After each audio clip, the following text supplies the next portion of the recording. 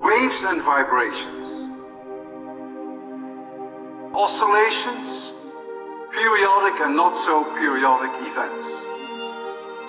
When you look around in the world, you see them everywhere. Your heartbeat. The blinking of your eyes, your daily routines and your habits. Your eating, your sleeping, taking a shower, your classes, and occasionally doing some work. All those are periodic actions.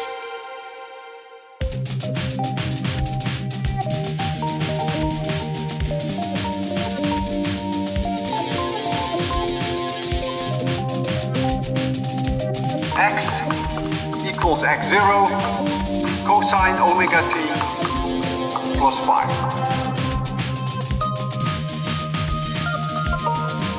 The period t, 2 pi divided by omega, is then expressed in terms of seconds.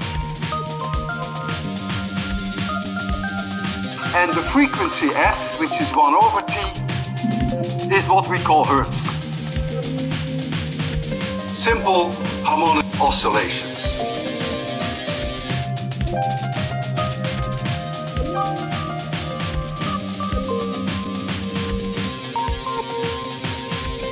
Simple harmonic oscillations.